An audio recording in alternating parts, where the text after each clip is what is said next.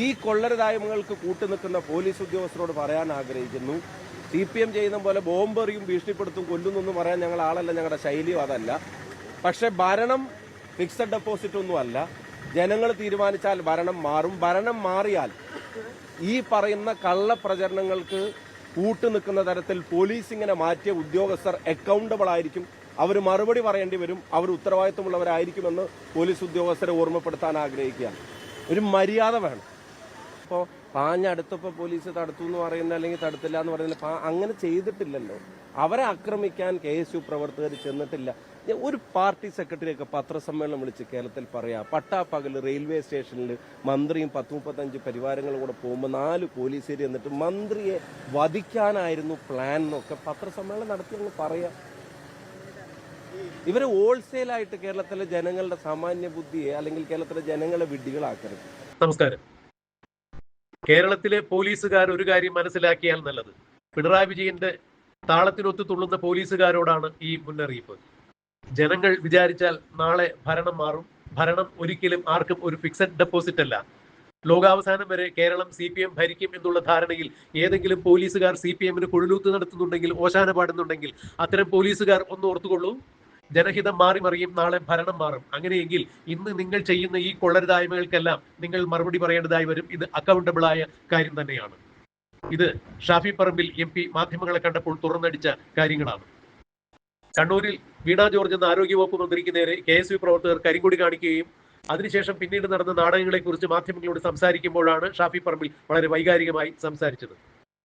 പിണറായി വിജയൻ സ്വപ്നം കാണുന്നത് പോലെ, അഥവാ പിണറായി വിജയൻ ചൂണ്ടിക്കാണിക്കുന്ന ആളുകൾക്കെതിരെ പിണറായി വിജയൻ പറയുന്ന വകുപ്പുകൾ ചേർത്ത് കേസെടുത്ത് അവരെ കള്ളക്കേസിൽ കുടുക്കി രാഷ്ട്രീയ എതിരാളികളെ ഇല്ലായ്മ ചെയ്യാൻ കൂട്ടുനിൽക്കുന്ന പോലീസുകാർ ഒരു കാര്യം മനസ്സിലാക്കുക, ഇന്ന് നിങ്ങൾ ചെയ്യുന്ന എല്ലാ പ്രവൃത്തികളും അക്കൗണ്ടബിൾ ആണ്. നിങ്ങൾ നാളെ പൊതുജനങ്ങളോട് ഇതിന് ഉത്തരം പറയേണ്ടതായി വരും. നിങ്ങളെ കൊണ്ട് അതിന് ഉത്തരം പറയിപ്പിച്ചിരിക്കും എന്ന് തന്നെയാണ് ഷാഫി പറമ്പിൽ MP തുറന്നടിച്ചത്.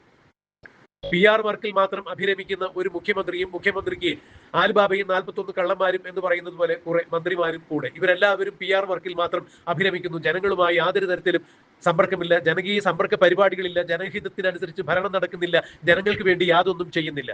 2026 നിയമസഭാ തെരഞ്ഞെടുപ്പ് അടുത്ത സന്ദർഭത്തിൽ ഇപ്പോൾ വാരിക്കോരി ഓരോരോ വാഗ്ദാനങ്ങൾ പ്രഖ്യാപിക്കുന്ന തിരക്കിലാണ് മുഖ്യമന്ത്രി. ഓരോരോ സ്ഥലത്ത് ഓരോരോ കല്ലുകൾ കൊണ്ടുപോയി ഓരോരോ പദ്ധതിയുടെ പേരിൽ കുഴിച്ചിടുന്ന പരിപാടിയാണ് ഉമ്മൻചാണ്ടി സർക്കാരിനെ കൃത്യമായി വിമർശിച്ചിരുന്ന പിണറായി വിജയൻ ഇപ്പോൾ ഉള്ളത് എന്നാണ് ഷാഫി പറമ്പിൽ എടുത്തു പറഞ്ഞത്. പിണറായി വിജയൻ നിത്യവും ഇപ്പോൾ ഉദ്ഘാടനങ്ങളുടെ തിരക്കിലാണ്. ഓരോ പ്രവൃത്തികളുടെയും ഉദ്ഘാടനം, അതായത് ആ ഉദ്ഘാടനം പദ്ധതി പൂർത്തീകരിച്ചിട്ടില്ല, ഓരോ പദ്ധതികളുടെയും നിർമ്മാണ ഉദ്ഘാടനം എന്നാണ് പറയുന്നത്. തുടങ്ങാൻ പോകുന്നതേ ഉള്ളൂ. 10 വർഷം ഭരിച്ചിട്ടും ഇതുവരെയും ഒന്നും തുടങ്ങാൻ സാധിക്കാത്ത പിണറായി വിജയൻ ഇപ്പോൾ വാഗ്ദാനങ്ങളുടെ പെരുമഴയുമായി ജനങ്ങൾക്കിടയിലേക്ക് ഇറങ്ങിത്തിരിച്ചിരിക്കുന്നു എന്നാണ് ഷാഫി പറമ്പിൽ MP പറഞ്ഞത്. കണ്ണൂരിൽ KSU പ്രവർത്തകർ ആരോഗ്യവകുപ്പ് മന്ത്രിയെ കരിങ്കൊടി കാണിച്ചത് ജനാധിപത്യപരമായ രീതിയിലുള്ള സമരമുറകൾ കൊണ്ട് തന്നെയാണ്. അതിനവർക്ക് ഏവർക്കും സ്വാതന്ത്ര്യമുണ്ട്, അവകാശമുണ്ട്. എന്നാൽ KSU പ്രവർത്തകരുടെ മുദ്രാവാക്യം കേട്ട് ഒരു മന്ത്രിയുടെ കഴുത്തുളുക്കുന്നത് കേരളത്തിൽ ആദ്യമായി തന്നെയാണ് എന്നാണ് ഷാഫി പറമ്പിൽ MP തുറന്നടിച്ചത്. മുദ്രാവാക്യം വിളിക്കേട്ട് ആരുടെയെങ്കിലും കഴുത്തുളുക്കുന്നുണ്ടെങ്കിൽ അത് എന്ത് പറയാനാണ്? ഇത്തരത്തിൽ വില കുറഞ്ഞ FIR തയ്യാറാക്കി മന്ത്രിയെ വധിക്കാൻ വേണ്ടി KSU പ്രവർത്തകർ കാണാത്ത ആയുധവുമായി പാഞ്ഞെടുത്തു എന്നൊക്കെ പറയുമ്പോൾ എന്തിനാണ് ഇങ്ങനെ ഒരു ആഭ്യന്തര വകുപ്പ് എന്നുകൂടി ഷാഫി പറമ്പിൽ തുറന്നടിച്ചു. എന്തായാലും ഇത്തരം കള്ളക്കളികൾ ജനം തിരിച്ചറിയും. ഇവർ ഇതുപോലുള്ള ഓരോരോ PR നാടകങ്ങളുമായി ഓരോ ദിവസം വരണം. എന്നാൽ മാത്രമാണ് UDF-ന് മേൽക്കൈ ഉണ്ടാവുക. UDF യാതൊരു തരത്തിലുള്ള പ്രചരണ പരിപാടികളും ചെയ്യാതെ തന്നെ ജനം ഇതെല്ലാം കണ്ട് തിരിച്ചറിഞ്ഞ് CPM-ന്റെ പൊള്ളത്തരങ്ങൾ മനസ്സിലാക്കി UDF-നെ വോട്ട് ചെയ്ത് വൻപിച്ച ഭൂരിപക്ഷത്തോടു കൂടി അധികാരത്തിൽ വരുത്തും എന്ന് തന്നെയാണ് ഷാഫി പറമ്പിൽ തുറന്നടിച്ചത്. ഷാഫി പറമ്പിൽ മാധ്യമങ്ങളെ കണ്ടപ്പോൾ വീണ ജോർജിനെതിരെ കരിങ്കൊടി പ്രതിഷേധം നടത്തിയ KSUക്കാർക്കെതിരെ മുഖ്യമന്ത്രി പിണറായി വിജയനും കൂട്ടരും നടത്തിയ FIR ഇട്ട് കേസെടുത്തതിനെ കുറിച്ചും അവർക്കെതിരെ ഗുരുതരമായ വകുപ്പുകൾ ചേർത്തതിനെ കുറിച്ചും വീണ ജോർജും മുഖ്യമന്ത്രി പിണറായി വിജയനും ഒന്നും ലോകാവസാനം വരെ ഭരിക്കില്ല എന്നുള്ള കാര്യം കേരള പോലീസിനെ ഓർമ്മപ്പെടുത്തിക്കൊണ്ടും ഷാഫി പറമ്പിൽ മാധ്യമങ്ങൾക്ക് നൽകിയ അഭിമുഖത്തിന്റെ പ്രസക്ത ഭാഗങ്ങൾ നമുക്കൊന്ന് കേൾക്കാം. മൊത്തം സാമാന്യ ബോധത്തെ CPM-ഉം മുഖ്യമന്ത്രിയും പാർട്ടി സെക്രട്ടറിയും ഇങ്ങനെ പരിഹസിക്കരുത്, ചോദ്യം ചെയ്യരുത് എന്നും കൂടെ പറയാൻ ആഗ്രഹിക്കുന്നു.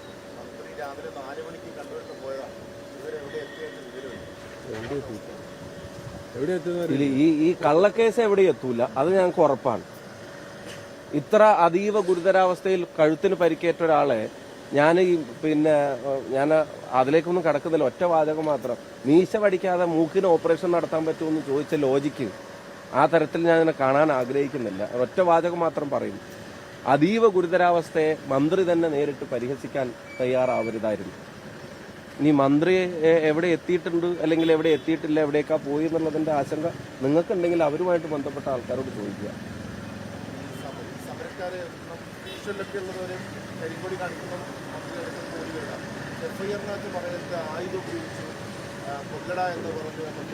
FIR ഇപ്പോൾ CPM-ന്റെ ഭാവനയാണ്, അതല്ലാതെ അത് ഒരിക്കലും ഫസ്റ്റ് ഇൻഫർമേഷൻ റിപ്പോർട്ടല്ല. CPM-ന്റെ ഭാവനയാണ് ഇത്തരം കേസുകളിൽ FIR. വധശ്രമത്തിന് കേസെടുക്കുന്ന DGP പാർട്ടി സെക്രട്ടറി പറഞ്ഞത് നിങ്ങൾ കേട്ടില്ലേ?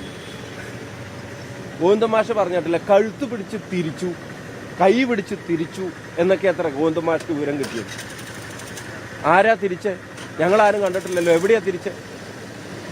എന്നിട്ട് പാർട്ടി സെക്രട്ടറി നടത്തുന്ന പത്രസമ്മേളനം അത് FIR-ലെ ഭാവന തിരക്കഥ എഴുതുന്ന പോലെ എഴുതി ചേർക്കുന്ന പോലീസ്. ഒരു കാര്യം ഞങ്ങൾ ഇന്ന് കാലത്ത് പറഞ്ഞിട്ടുണ്ട്, ഈ കൊള്ളരുതായ്മകൾക്ക് കൂട്ടുനിൽക്കുന്ന പോലീസ് ഉദ്യോഗസ്ഥരോട് പറയാൻ ആഗ്രഹിക്കുന്നു, CPM ചെയ്യുന്ന പോലെ ബോംബെറിയും ഭീഷണിപ്പെടുത്തും കൊല്ലുന്നൊന്നും പറയാൻ ഞങ്ങൾ ആളല്ല, ഞങ്ങളുടെ ശൈലിയും അതല്ല.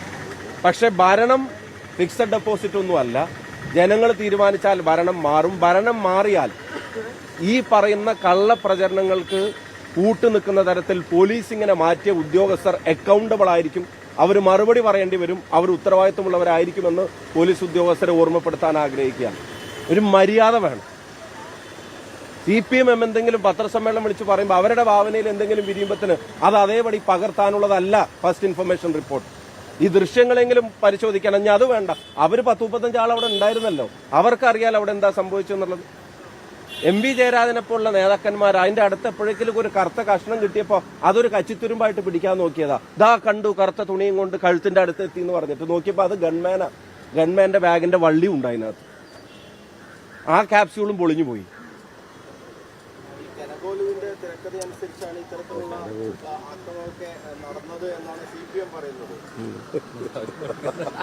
നല്ല പ്രയാസമുണ്ടോ? നല്ല പ്രയാസമുണ്ടോ ചോദിക്കുക. അല്ല, കനകോലുമാണോ മന്ത്രിയോട് ഇങ്ങനെ കള്ളക്കേസ് കൊടുക്കാൻ വേണ്ടി പറയുന്നത്? അല്ലെങ്കിൽ വധിക്കാൻ ശ്രമിച്ചു എന്ന് പറയാൻ ഗോവിന്ദമാഷോട് ഇത് പറഞ്ഞത്? ഇതിനകത്ത് തിരക്കഥ ഉണ്ടായത് എവിടെയാ? KSU പ്രവർത്തകർ മുദ്രാവാക്യം വിളിച്ചു, കരിങ്കൊടി കാണിച്ചു, അവരവരുടെ സമരം ചെയ്തു. തിരക്കഥ പിന്നെയല്ലേ ഉണ്ടായത്? വധശ്രമം ഉണ്ടായത് പിന്നെയല്ലേ? പരിക്കിനെ പറ്റിയുള്ള കാര്യങ്ങൾ ഉണ്ടാവുന്നത്, ഗുരുതരാവസ്ഥയിലാവുന്നത്.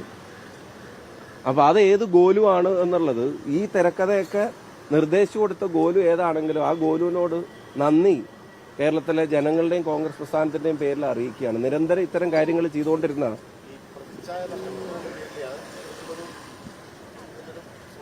ഞാൻ അതിനെ കുറച്ചും കൂടെ ഗൗരവത്തോടെ കാണാൻ ആഗ്രഹിക്കാൻ ഞാൻ കേസി. അത് പ്രതിച്ഛായയുടെ മാത്രം പ്രശ്നമല്ല. രണ്ടാളുകൾ ഒരു കോഴിക്കോട്ടെ ഈ ആരോഗ്യ വകുപ്പിന്റെ വീഴ്ചയിൽ വലിയ പ്രയാസം അനുഭവിക്കേണ്ടി വന്ന ഒരു പ്രിയപ്പെട്ട സഹോദരി ഉണ്ടല്ലോ, ഹർഷിന, അതുപോലെ വിനോദിനിയുടെ അമ്മ, അവരുടെ രണ്ടുപേരുടെയും പ്രതികരണം കേരളം ഗൗരവത്തിലെടുക്കേണ്ടതാണ്. കേവലം പ്രതിച്ഛായയുടെ പ്രശ്നമല്ല. എന്റെ കുട്ടി അനുഭവിച്ച വേദന കൊതുകടിച്ചാലൊന്നും ഉണ്ടാവില്ല എന്ന് അമ്മയെ കൊണ്ട് പറയിപ്പിക്കേണ്ടി വന്നത് ആ കുട്ടിയുടെ വേദനയെ തിരിഞ്ഞു നോക്കാത്ത സർക്കാരിന്റെ ആറ്റിറ്റ്യൂഡിന്റെ പേരിലാണ്. ചികിത്സാ പിഴവ് കൊണ്ട് മാത്രം മുറിച്ചു മാറ്റിയ ഒരു കൈ അത് തിരിച്ചു വെച്ചുകൊടുക്കാൻ പോലും താല്പര്യമില്ലാത്ത ആളുകൾ. സത്യം പറഞ്ഞാൽ സ്വന്തം PR വർക്കിന്റെ അടിമപ്പെട്ടു പോയ മന്ത്രിസഭയും മന്ത്രിമാരുമാണ് ഇവിടെ ഉള്ളത്. അവര് ജനങ്ങളെ പറ്റിക്കാൻ വേണ്ടി നടത്തുന്ന PR വർക്കിൽ അവർ തന്നെ പെട്ടുപോയിരിക്കുക. ആ കയ്യ കുട്ടിക്ക് രണ്ടാമത് വെച്ചു കൊടുക്കേണ്ട കാര്യത്തിൽ പോലും ഒരു താല്പര്യം എടുക്കാതെ, അല്ലെങ്കിൽ ഉഷ എന്ന് പറയുന്ന ചേച്ചി സഹോദരി അവരനുഭവിക്കുന്ന വേദന. ഇപ്പൊ ഞാൻ നേരത്തെ പറഞ്ഞ കോഴിക്കോട്ട് അവരുടെ പ്രതികരണം എന്തായിരുന്നു? മുദ്രാവാക്യം വിളിച്ചപ്പോൾ തിരിഞ്ഞു നോക്കിയപ്പോൾ കഴുത്തുളിക്കിയ മന്ത്രി. അവരങ്ങനെ പ്രതികരിക്കേണ്ടി വന്നു. ഞാൻ എല്ലാ പ്രതിച്ഛായ ചർച്ചകൾക്കും അപ്പുറത്തേക്ക് ആ വീഴ്ചകളിൽ ആളുകൾക്കുണ്ടായ വേദന അത് മനസ്സിലാക്കാൻ മന്ത്രി തയ്യാറാണ്. അവരുടെ പ്രതികരണങ്ങൾ കേരളം ഗൗരവത്തോടെ ചർച്ച ചെയ്യണം.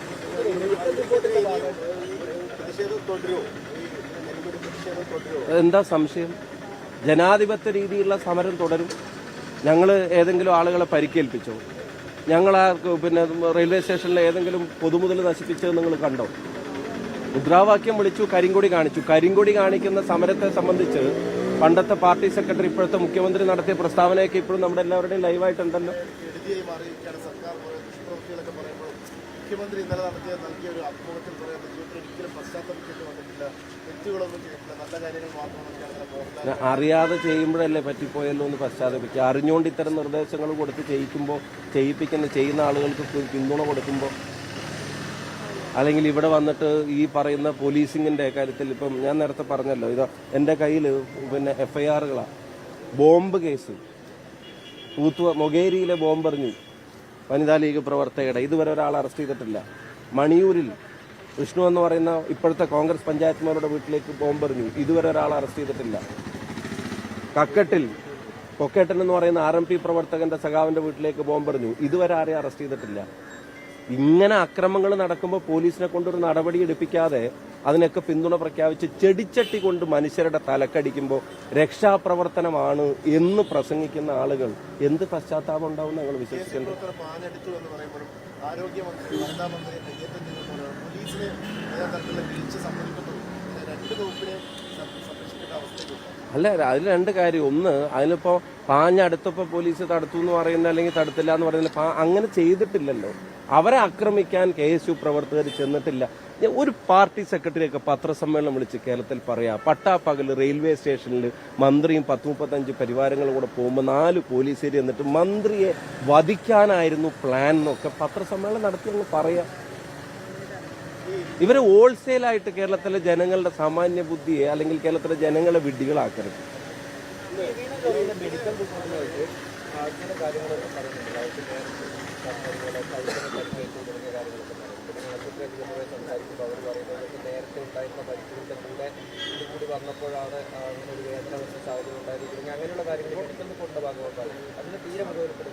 ഇല്ല, ഞാൻ പറഞ്ഞല്ലോ, ആരുടെയും പരിക്കിനെ ഞങ്ങൾ പിന്നെ പരിഹസിക്കുന്നില്ല.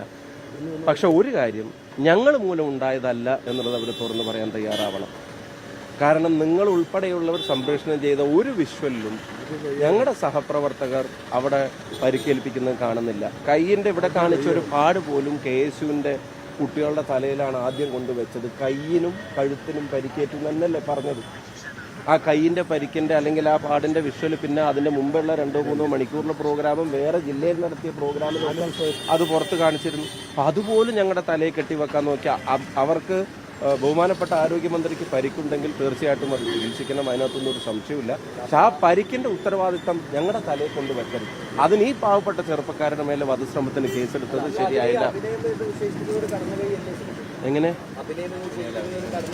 അതിന് ഇല്ലാത്ത കാര്യങ്ങൾ അല്ല, എന്തുകൊണ്ടാണ് അഭിനയം എന്ന് വിശേഷിപ്പിക്കുന്നത്? അഭിനയം എന്ന് വിശേഷിപ്പിക്കുന്നതിന്റെ കാരണം ഈ വിഷ്വലിലൊന്നും അങ്ങനെ ഒരു പരിക്കേൽക്കുന്ന കാര്യം അവിടെ കാണുന്നില്ല. പിന്നെ നേരത്തെ ഉണ്ടായിരുന്ന പരിക്കുണ്ടായിട്ടുണ്ടെങ്കിൽ എനിക്ക് അറിഞ്ഞൂടാ, അതിന് നമുക്കറിയുന്ന കാര്യമല്ലല്ലോ.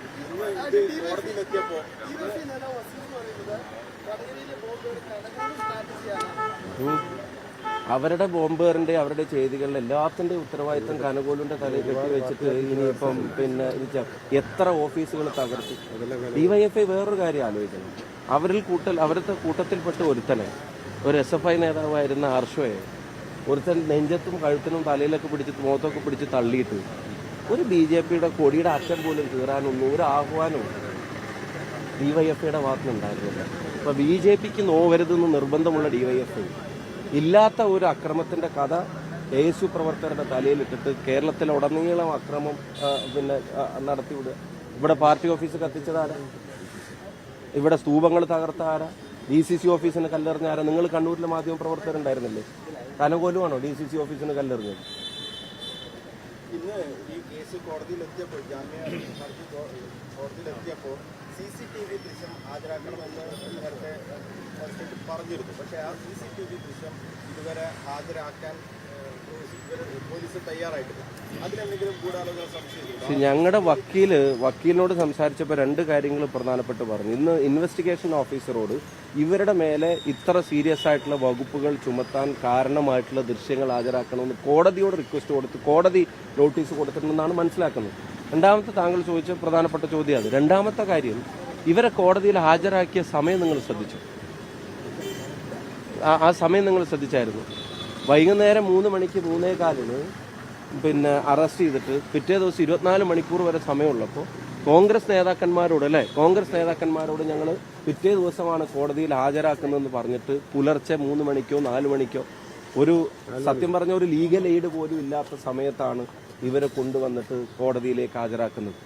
അങ്ങനെ രഹസ്യമായി ഇവരെ കടത്തിക്കൊണ്ടുപോകേണ്ട കാര്യം എന്തായിരുന്നു? തീവ്രവാദികളൊന്നും അല്ലല്ലോ. രഹസ്യമായി കടത്തിപ്പോണ്ട കാര്യം എന്തായിരുന്നു?